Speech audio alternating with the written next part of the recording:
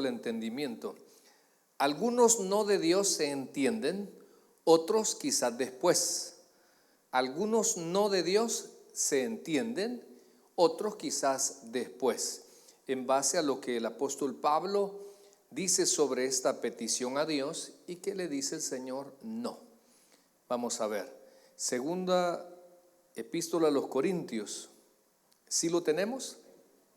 Leemos la escritura en el nombre del Padre, del Hijo y su Santo Espíritu. Dice así: y para que la grandeza de las revelaciones no me exaltase desmedidamente, me fue dado un aguijón en mi carne, un mensajero de Satanás que me abofetee para que no me enaltezca sobremanera. Respecto a lo cual 3 veces he rogado al Señor que lo quite de mí, y me ha dicho: bástate de mi gracia, porque mi poder se perfecciona en la debilidad. Como resultado a eso, dice Pablo: por tanto, de buena gana me gloriaré más bien en mis debilidades, para que repose sobre mí el poder de Cristo. Por lo cual, por amor a Cristo, me gozo en las debilidades, en afrentas, en necesidades, en persecuciones, en angustias, por el amén, porque cuando soy débil, entonces soy fuerte. Vamos a orar. Padre, gracias te damos por esta palabra.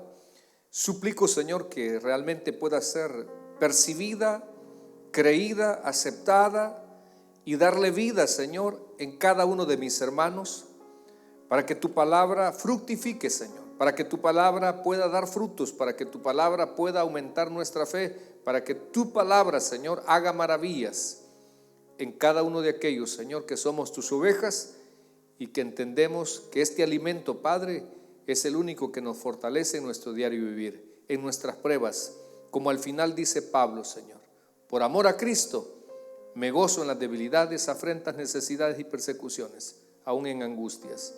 Háblenos al corazón, Señor, en el nombre de Jesús. Amén y amén. Podemos tomar asiento, iglesia. Al escuchar estas palabras del apóstol Pablo, que dice que 3 veces ha rogado al Señor que le quite ese aguijón, vamos a aprender, hermanos, o que Dios nos ayude a aceptar y asimilar los no de Él que tiene para nuestras vidas, cuando estamos nosotros convencidos que esa fue la respuesta de Él. Cuando le pedimos algo a Dios, puede ser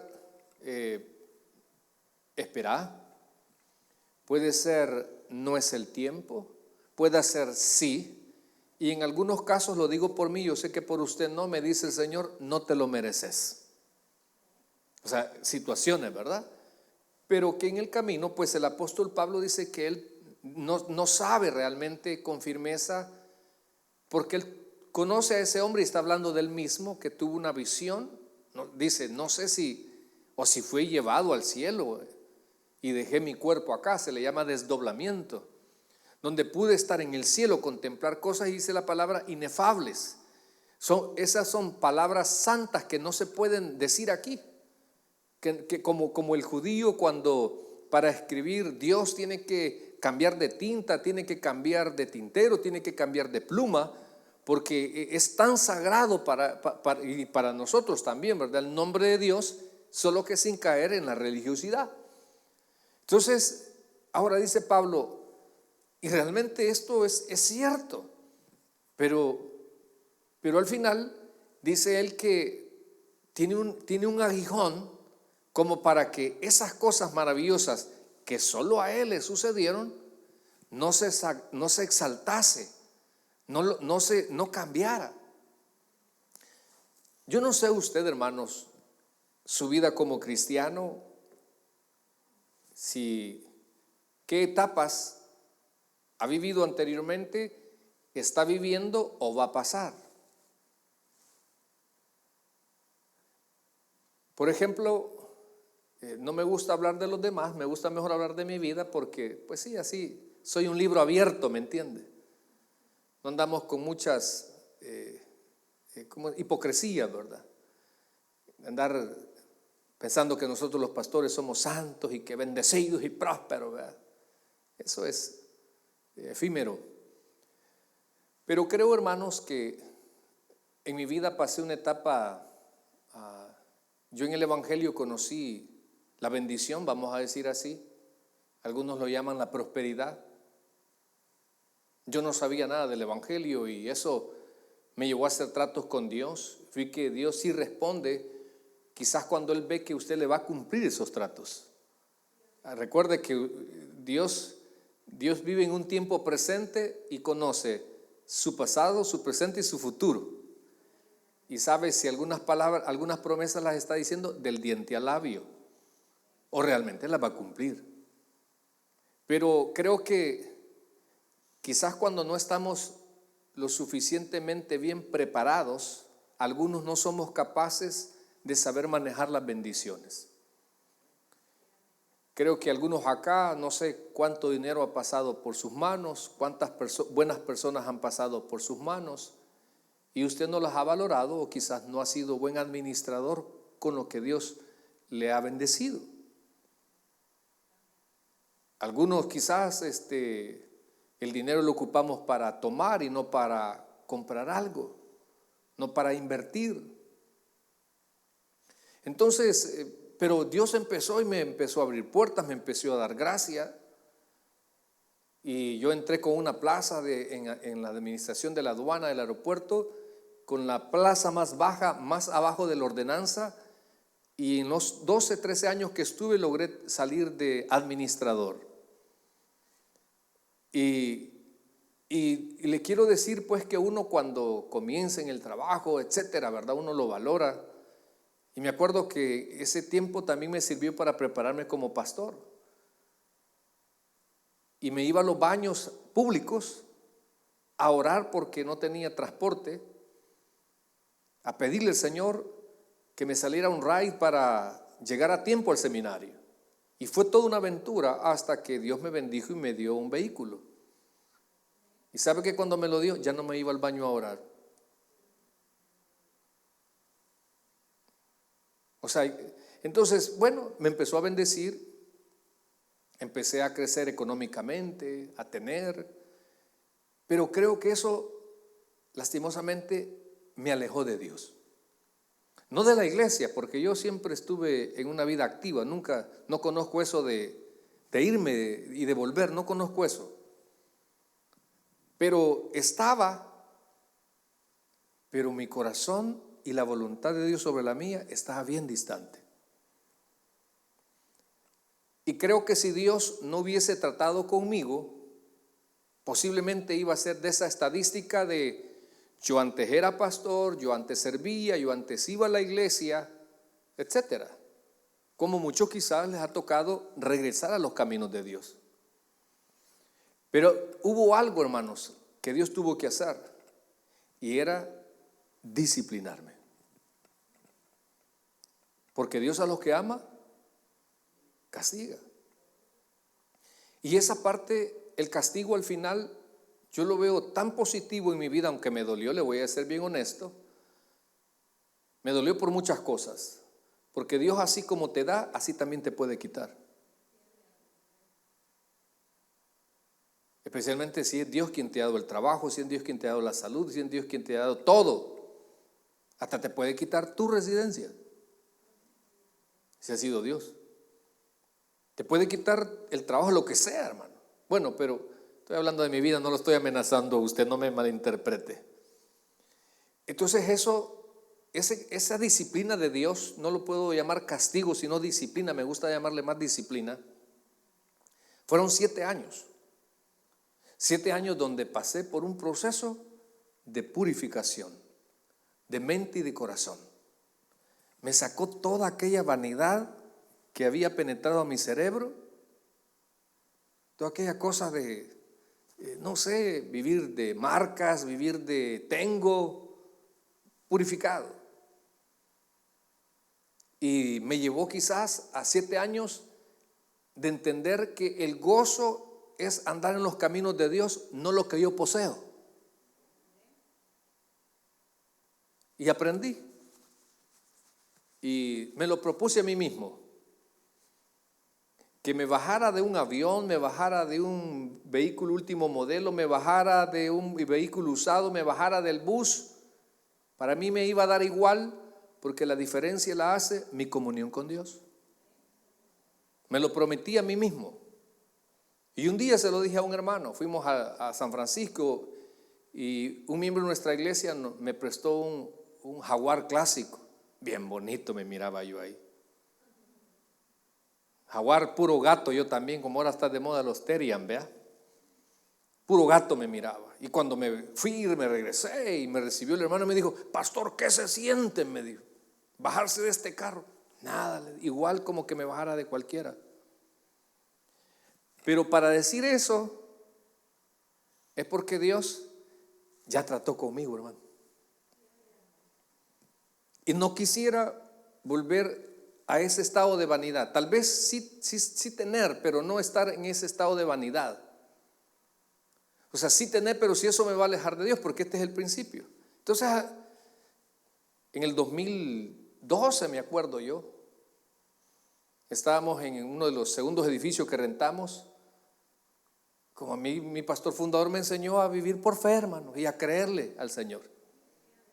Sí, decía él: mire, usted marque su parqueo y por fe Dios ahí le va a dar un carro. Por fe, hermano, compre una cama y Dios le va a dar ahí para que duerma algo ahí. Amén. O sea, así me enseñaron a mí. Entonces estaba haciendo eso y siempre, ¿verdad? Se me había metido en la pila, hermano, que quería una BMW X5. Y estaba ahí, y Señor, yo sé que me la vas a dar. Pero en eso me acordé que hace años no supe manejar las bendiciones y que esas bendiciones me alejaron de Dios. Entonces, ¿sabe qué le dije? Pero si eso, Señor, me va a servir de tropiezo, no lo quiero.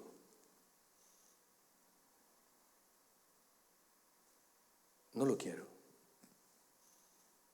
Porque, hermanos, de veras, la Escritura no se equivoca cuando dice: sin mí nada podéis hacer.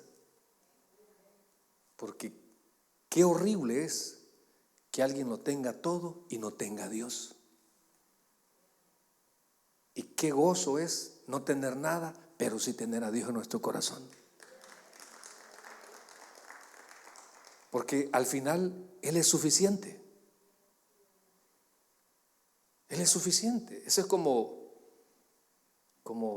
las mujeres que han encontrado un buen marido. Hermano, ¿y usted no quisiera otro hombre? No, suficiente con este, pastor. Amén. Pero me lo dije toda con la cara: suficiente, ¿verdad? O sea, después con los años, ¿verdad? Me acuerdo que no lo anduve pidiendo. Un hermano por ahí le ofreció a la directiva que le sacaran al pastor un carro, y fue todavía más caro del que yo había pedido, hasta deportivo. Y gracias a Dios lo entregué a babosada. ¿Está bien, hermano? Pero mi punto es acá, es que Dios al apóstol Pablo también lo conocía como a usted. Y él habla con tanta honestidad que dice que esas revelaciones exclusivas que solo él tuvo, y para que no se exaltase él desmedidamente, le fue dado un aguijón en la carne. Y que ese aguijón en la carne él oró 3 veces, o pidió 3 veces que se lo quitara el Señor. Y él le dijo: bástate de mi gracia, hombre. Como quien dice: no estás a gusto como yo te tengo, hombre. No miras todas las bendiciones que estás rodeado y estás pidiendo todavía más. El aguijón en la carne, hermanos, es una aflicción que Pablo describe como un mensajero de Satanás que le bofetee para que no se exaltase sobremanera. Se trata de una experiencia que funcionaba como un contrapeso a las revelaciones extraordinarias que él había recibido. La palabra griega skolops originalmente se refería a una estaca o a una filosa madera, aunque en el contexto helenístico se tradujo como aguijón, pero realmente era una estaca o una astilla como conocemos nosotros. La identidad específica de este aguijón ha sido objeto de interpretación por siglos. O sea que esto nadie logra a ciencia cierta decir qué era lo que tenía el apóstol Pablo. Algunos lo consideran como un problema físico crónico o una persecución continua. Esto lo decían los padres de la iglesia primitiva o naciente. En la Edad Media se interpretaba como una tentación carnal. Las teorías modernas varían considerablemente. Algunos consideran que es más común sugerir algún tipo de enfermedad física recurrente, como posiblemente la malaria de esos tiempos. Otros argumentan que padeció una enfermedad oculta basándose en la epístola a los Gálatas, donde dice que ellos eran capaces aún de darle sus propios ojos. Por eso se cree que hay varias teorías, como por ejemplo que el apóstol Pablo, de tanta flagelación que había recibido, una es que su espalda, él era una persona que su presentación era todo encorvado, otro era que no veía, sus ojos eran bien saltados, y otro es que no tenía una voz así tan clara, sino que era bastante chillante. Entonces que eso al final, cuando la primera impresión alguien lo veía, solo de verlo decía, ¿y este que dice que es apóstol? O sea, porque no tenía buen porte, vamos a decir. Ahora, lo importante, hermanos, de esta lección teológica, es que ese aguijón, cualquiera que fuera, era un recordatorio constante de la gracia de Dios y del poder divino actuando a través de él. No es tanto el aguijón, sino un recordatorio que Dios actuaba a través de Pablo, aún con esa deficiencia de vista, aunque quizás ese problema de la garganta o quizás esa presentación desfigurada de él, Dios siempre lo usaba. Y cuando Pablo clamó a Dios pidiendo alivio, él recibió la comprensión, que esta es una parte importante que yo quisiera que usted llegara cuando Dios quizás le diga no, a comprender. A comprender. Porque aquí vemos muchos, no sé usted, pero yo cuando estaba meditando en este sermón, ¿verdad? Los no de Dios. Hey Señor, mira, ¿qué es un tumor en la vejiga del cuerpo de mi papá? Vea, sanalo. No lo quiso sanar. Hey Señor, mira, sana a mi hija, ¿verdad? Esa cardiopatía congénita. No la quiso sanar. O sea, hay cosas que Dios no quiere. No quiere, pero cuando llegamos a esa conformidad de por algo Dios lo permite. Por algo Dios lo ha permitido. O sea, no veamos nosotros con incomodidad aquellas cosas que, como Dios nos conoce, Dios sabe qué nos va a mandar para hacer el contrapeso. Y que usted y yo en el Evangelio no nos creamos algo que no somos. Por ejemplo, en el caso de nosotros los pastores, a mí me encanta esa figura. Hermanos, el centro de atención no son los pastores, el centro es Cristo. El centro de atención no son los que cantan, y aquí pues al menos hacen el ánimo los hermanitos, ¿verdad? Pero no son el centro ellos. Aquí el centro es Cristo. Entonces dice una figura que nosotros somos una ventana para que la gente se asome y puedan ver a Cristo. Entonces, aquí no se trata de venirse a exaltar uno, aquí se trata de darle la gloria a Cristo. Entonces, del aguijón del apóstol Pablo, hermanos, vamos a aprender varias lecciones. La primera de ellas, mire, acompáñeme a 2 de Corintios 12, 5 y 6. Dice, de tal hombre me gloriaré. ¿De cuál? ¿De cuál hombre? De aquel que fue allá al cielo, al paraíso le llaman. Pero de mí mismo en nada me gloriaré, sino en mis debilidades. Sin embargo, si quisiera gloriarme, no sería insensato, porque diría la verdad. Pero lo dejó para que nadie piense de mí más de lo que en mí ve u oye de mí. Entonces, hermanos, la primera lección que yo encuentro del aguijón del apóstol Pablo es que los privilegios se pueden volver un tropiezo en algunos si no se tiene cuidado. Hay privilegios que a algunos se les ha vuelto un tropiezo. Por ejemplo, llámele privilegio. Yo he conocido familias que un nuevo vehículo les destruyó la familia. Al principio bien contentos porque carro más moderno, etcétera. Y el hombre, en lugar de llevar a la familia, subió al amante. Destruyó la familia. Otros estaban orando, la mujer le aguantó pobrezas, la mujer lo apoyó, le dieron el aumento, le dieron una jefatura, una administración, y el hombre se consiguió a la secretaria y destruyó su familia. Hermanos, hay en algunos las bendiciones o posiciones no les ayuda para bien. Fíjense que nosotros en la vida eclesiástica muchas veces hay hermanos que siempre son los primeros en venir, los últimos en irse. Hermanos, ahí andan barriendo, ahí andan queriendo limpiar, ahí andan bien colaboradores. Y uno dice, hey, mira, ese merece que lo incluyamos al equipo de trabajo, al equipo de liderazgo, que le demos un ministerio. Y cuando se lo damos se arruinan. Fíjese, se arruinan. Ya dejan de hacer eso porque ahora ellos se creen importantes.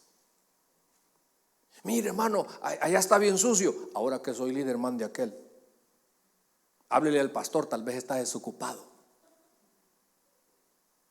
O sea, mire, los arruinamos.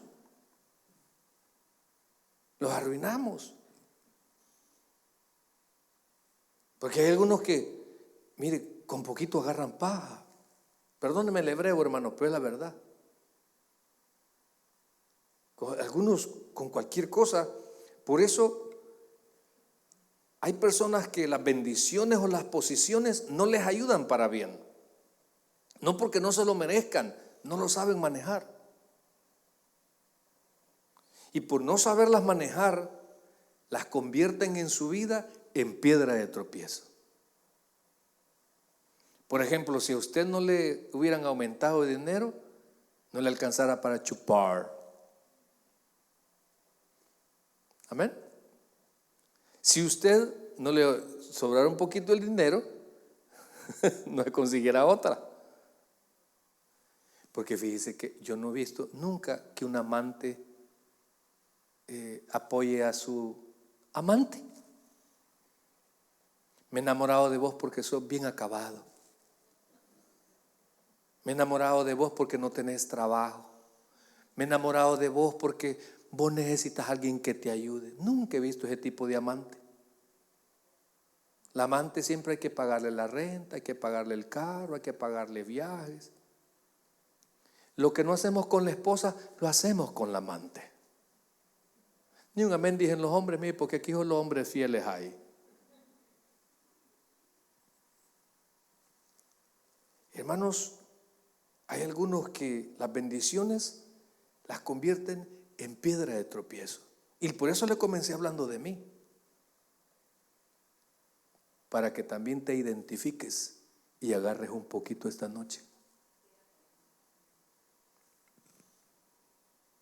Mire, le voy a decir esto. Ningún logro se alcanza solo. Siempre detrás de usted ha habido un equipo de trabajo. Llámesele equipo de trabajo su familia. Llámesele su mamá que ha estado orando por usted. Siempre detrás de todo lo que usted logre han habido personas que han estado detrás de usted.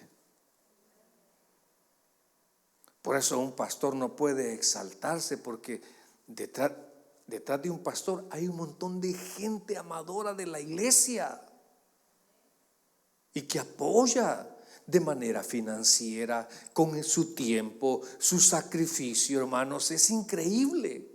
Un voluntariado para que salga un pastor. Yo soy Tarzán. No, él es la chita, oiga, se parece. o es orangután, no sé qué es, pero algo. Por eso el primer principio que yo encuentro del aguijón del apóstol Pablo es que los privilegios se pueden volver un tropiezo en algunos si no se tiene cuidado. Dele buen uso a su residencia, dele buen uso a su licencia, dele buen uso a su aumento. Amén. Dele buen uso a su salud. Yo conocí un compañero que de veras era bueno para tomar. Ese se tomaba 3 litros de vodka y bien mal, porque era motorista. Y ahí va bien, mire, desde el aeropuerto hasta San Salvador, con 3 litros de alcohol. Nadie se le ponía.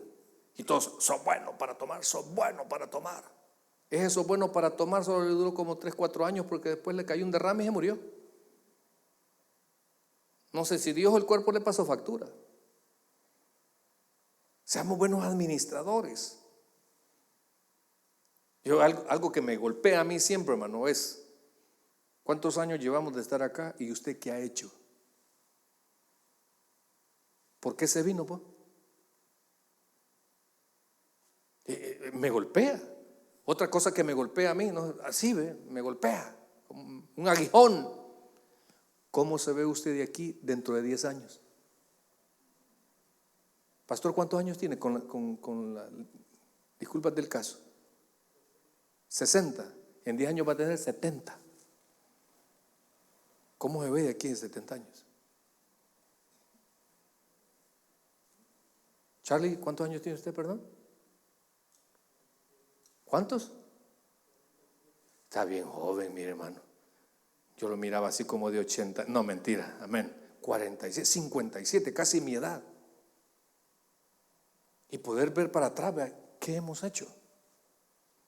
¿Cuántas veces le he dicho yo que la clave no está en gastar más, sino en administrar bien? ¿Cuántas veces? ¿Cuántas veces le he dicho, hermano, por favor, identifique sus temporadas? Cuando hay tiempos para pagar deuda, deje de andar buscando Las Vegas, está bien. Mejor pague su deuda.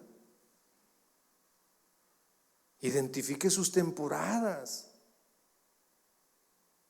Pero, vuelvo, insisto, algunos va a pasar el tiempo y mire otra cosa. ¿Cuántas veces ha escuchado usted que se le dice, hermano, usted no tiene estatus, pero tiene un ítem number, por favor, pague impuestos? Pague, hombre. No, hermano, saque una cuenta de ahorro. No, debajo del colchón tiene todo el dinero. Y es que, pastor, y si me deportan porque aquí no tengo nada seguro, hermano, asesórese y va a ver que usted puede darle una carta poder para que alguien le saque el dinero y se lo mande hasta allá a África. Pero nosotros, hermanos, no somos antisistema. Y al final, todas las bondades que tal vez Dios quiera darle, usted no se deja ayudar. Usted no quiere mejorar, usted no quiere, de veras, usted no quiere prosperar. Y van a pasar 10 años más y usted siempre igual. La vida no es para eso, hermano. Más en el Evangelio. Yo me deleito cuando un hermano se baja de un nuevo vehículo. Yo me deleito cuando un hermano le da un aumento salarial por el diezmo. Amén, por el diezmo. Yo me deleito. Y yo, así es. Pastor, mire, ya compré mi casa. Mire, pastor, tengo mi terrenito. Mire, pastor, yo me deleito cuando un hombre soltero trae a la novia. Yo me deleito y digo, pobrecito, va a venir a los maridos oprimidos. Bienvenido al club. Hermano, de este aguijón del apóstol Pablo, porque él dice claramente que el aguijón le vino para hacerle la contrapesa. En segundo lugar, mis amados hermanos, ¿qué puedo aprender yo de este aguijón? Que Dios nos conoce más que nosotros mismos. Dios nos conoce más que nosotros mismos. Mire, dice, y para que la grandeza de las revelaciones no me exaltase desmedidamente, me fue dado un aguijón en la carne, un mensajero de Satanás que me abofetee, para que no me enaltezca sobremanera. Hay una expresión que a mí me encanta siempre decirla: siervos inútiles somos. Hay otra expresión que me gusta: Señor, ayúdanos a menguar para que solo tú crezcas. Y hay una que me marcó cuando Dios me sacó de ese estado de vanidad. Escuché un sermón del pastor fundador que se llamaba Gato siempre gato. Estaba ahí en Atlanta, Georgia. Estaba allá y ya no tenía el trabajo, ya Dios me había tratado bonito. Andaba limpiando casas allá. Es bonito, pero lo que no me gustaba era que en las mañanas entraba a casas de americanos y salían a encueradas las muchachas y sin pena, hermano. Se levantaban, good morning, me decía. Y pasá, sentate cómodo. Yo decía yo, ¿y esto? Liberales. Y me acuerdo que escuché ese sermón y el pastor fundador empezó a decir: yo nací en Chalatenango, dijo, me crié en Ciudad Delgado y ahora vivo, dijo, en una de las ciudades, en una de las colonias más exclusivas de San Salvador, que era El Escalón. Y si usted a mí me pregunta, dijo, yo no quiero volver a Ciudad Delgado. Sí, pero dijo una cosa: pero eso sí, el hecho de que ahora viva en una ciudad exclusiva no significa que me he olvidado quién fue el que me trajo aquí, dijo. Y hay personas que se vienen de sus países para acá y estando en Estados Unidos se olvidan de Dios. Se olvidan cómo iban a la iglesia cuando antes se congregaban. Agarraban 3 buses, se cruzaban un río, se subían a un bote, caminaban 3-4 kilómetros y llegaban al culto. Ahora se les poncha una llanta, ya no quieren venir a la iglesia. Uy, es que está bien peligroso. Se les olvida. Entonces yo me prometí a mí mismo, en los caminos del Señor, gato siempre gato. Y quiero que Dios me bendiga. Y lo ha hecho. Desde mi perspectiva, lo ha hecho. Pero mi punto es acá, hermanos, que Dios nos conoce más que a nosotros mismos. ¿A cuántos hemos visto que sus bendiciones y privilegios ya no son las mismas personas humildes? Por eso hay aguijones que vienen de Dios. ¿Para qué? Para que no nos creamos nada, hombre. Yo les digo a los hermanos, miren, por favor, que esta iglesia no sea como las demás iglesias, hombre. Pastores arrogantes, pastores que creen los dueños, pastores juzgadores y condenadores de los hermanos, como que ellos no son pecadores tampoco. Fíjate que hay algunos que condenan y tildan un montón de cosas y de él no dice nada. Y como yo le puedo la vida, digo, ¿y por qué no hablas de esto, pues? Pero mejor sigamos, ¿le parece? En tercer lugar, hermanos, ¿qué podemos aprender del aguijón del apóstol Pablo? Que cuando Dios no quiere, su gracia es suficiente. Cuando Dios no quiere, su gracia es suficiente. Mire el versículo 8 al 9. Respecto a lo cual 3 veces he rogado al Señor que lo quite de mí. Y me ha dicho, bástate de mi gracia. Que mi gracia sea suficiente en tu vida, no lo que anhelas. Porque mi poder se perfecciona en la debilidad. Hablando de su gracia, hermanos, yo quiero hablar de su amor. Su amor, hermanos, de Dios hacia mi vida es a pesar de que yo no le amo igual. Y usted sigue detrás de mí, oiga. Dios a usted lo ama. Dios a usted lo ama, aunque usted no lo ame igual. Porque si le amara realmente como debe de ser, no, hombre, usted no fuera el cristiano que es ahora. Usted dijera: para mí el vivir es Cristo. Su agenda girara en Cristo y no en sus deseos. No le doliera poner: mejor sigamos, hermano. Si usted amara, y Dios, ¿cómo nos ama? Por eso le digo, y estoy hablando de mí. A pesar de que yo no lo amo igual, Él a mí siempre me ha amado con amor eterno.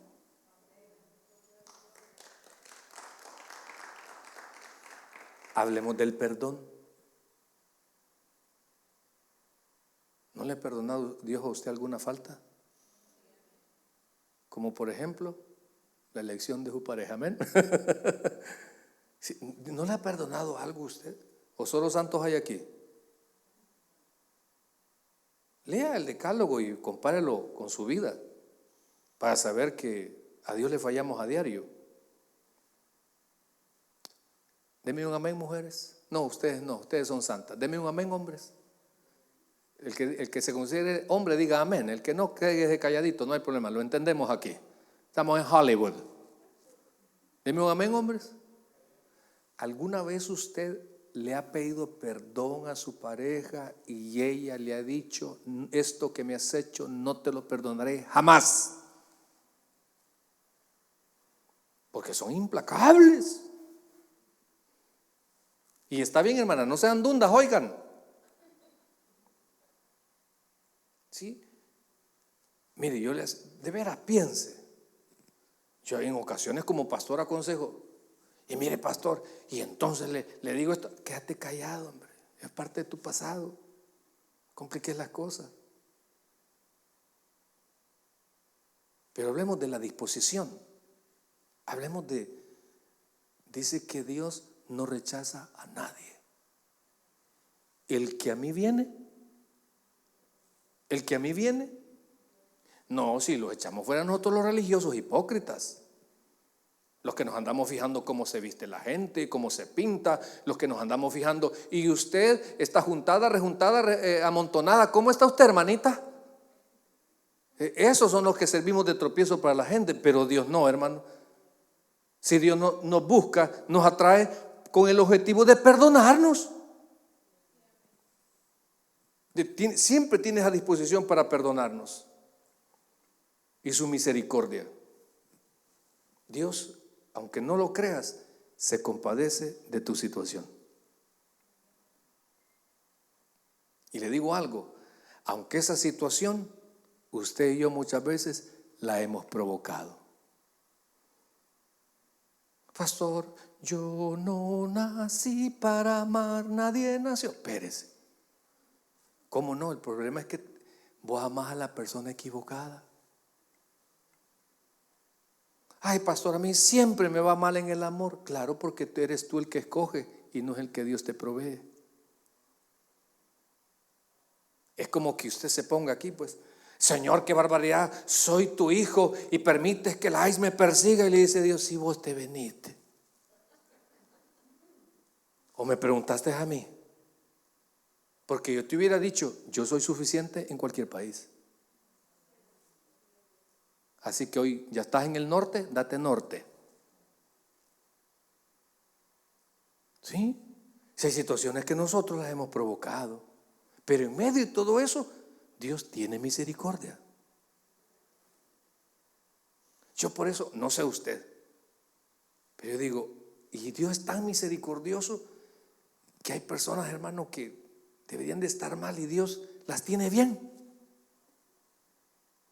Porque en la iglesia del Señor de todo hay. Hay buenos, regulares, excelentes, y hay sinvergüenzas. Amén. Y no es que la mala hierba nunca muere. Dios los ama y es misericordioso.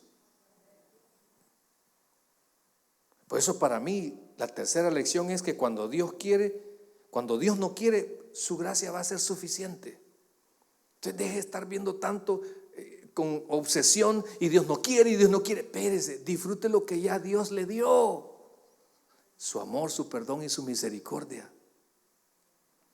Y número 4, para terminar, mire el versículo 12:10 de 2 de Corintios.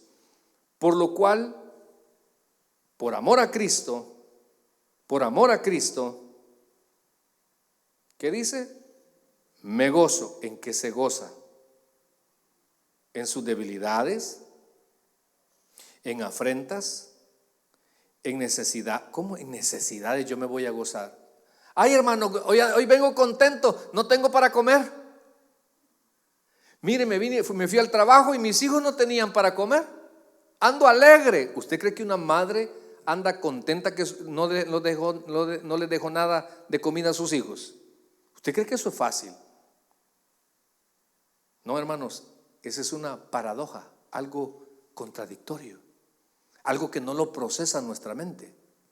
Entonces, en cuarto lugar, Dios se glorifica en nuestras paradojas, en aquello que usted dice: ¿cómo es? Pues yo me porto bien y me vienen las pruebas.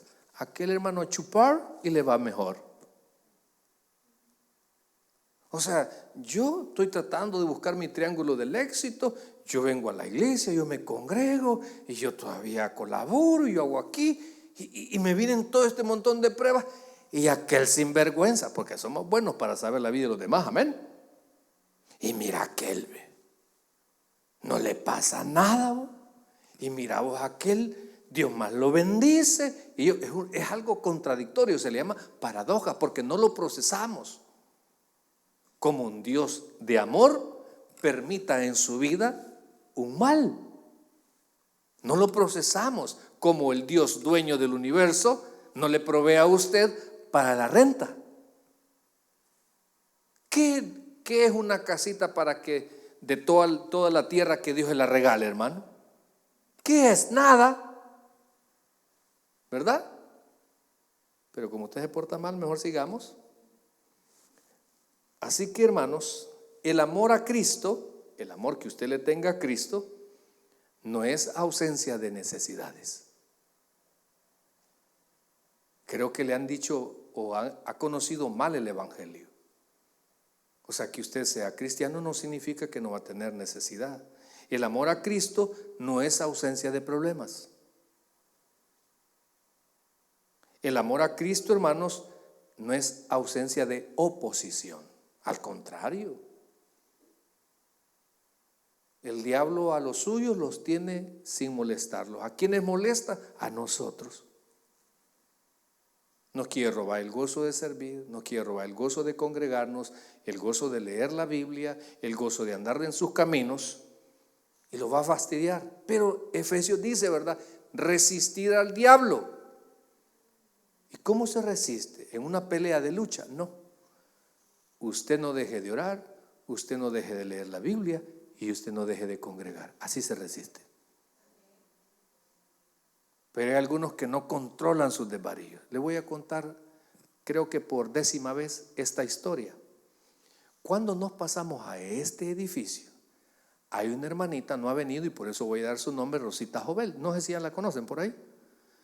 Pues ella bien contenta, gloria a Dios, pastor, que mire más amplio el templo y que no sé qué, bien contenta. Y el día martes le tocaba a ella, no sé si servir en el canto, amén. En el canto ahí venía la sierva y no halló parqueo. Y como no halló parqueo, se le disparó el switch. Y ahí en esa esquina aventó a la hermana que traía y le dijo: bájese de aquí, yo me voy porque aquí no hay parqueo, yo me regreso a mi casa. Hermano, descontrolada. Como no ha venido, por eso es que estoy diciendo su nombre. Oiga, ¿cómo se llama ella? Rosita Jovel. Allá está la hermana, perdón. Entonces, al final nos reímos, ¿verdad? Pero es cierto, muchas veces nosotros, hermanos, fíjese bien, el hecho de que andemos en el camino del Señor, no se nos pueden presentar obstáculos diferentes deficiencias, pero al final yo quiero que usted resista al enemigo y no le haga ver decir, mira, es tu Dios, ve cómo le servís y cómo te paga, cómo le servís y cómo te tiene. Mira, hoy que andas en los caminos de Dios perdés el trabajo. No, esas son palabras del diablo. No, hermano. Por eso, hermanos, todo proceso en nuestra vida siempre hará una mejor versión de nosotros. Todo proceso en el cual usted va a pasar nos va a hacer una mejor persona, un mejor cristiano. Al final, el domingo en la tarde creo que prediqué un sermón que se llamaba Corazones no resentidos. Y le quiero repetir este versículo de Génesis 50:20. Dice, vosotros pensasteis mal contra mí. Todo lo que pasó José. Esclavo, preso, difamado, señalado, separado de su padre. Todo, años separado de su padre. Pero al final él dice, mas Dios lo encaminó a bien. Mas Dios lo encaminó. Pues yo quiero que usted ponga ahí todas las cosas complejas y difíciles que a usted y a mí nos han pasado. Son bien contradictorios, sí, pero en medio de todo eso, también algunas cosas son para cumplir el propósito de Dios. Démosle un fuerte aplauso al Señor, hermanos. Vamos a orar. Amantísimo Padre que estás en los cielos, te damos las gracias, Señor, por tu palabra y te pedimos, Dios, en el nombre de Jesús, tú que nos conoces, tú que sabes de nuestra vida, nuestro mañana, y que hay palabras que quizás nos quedan tan grandes, Señor, como el te prometo tal cosa, te prometo otra, y quizás no vamos a cumplir. Señor, oramos esta noche por nuestra vida vanidosa, Señor, por nuestra vida insaciable. Fíjese lo que dijo, lo que enseña la Escritura, que estemos contentos con la comida y el vestido, que todo lo demás es vanidad. Pero no, nosotros ya queremos el nuevo iPhone, queremos el nuevo vehículo, queremos y tantas cosas, que no es malo, hermano. Pero el problema es que todo eso o nos cambia, nos roba la paz, nos endeuda y que no vale la pena. Ahora hemos aprendido que algunos no de Dios se entienden por qué. Otros quizás después. Lo importante no es el no de Dios. Lo importante es, ¿y usted cómo va a reaccionar a esos no? ¿Conforme? ¿Cómo va a reaccionar a esos no? ¿Inconforme?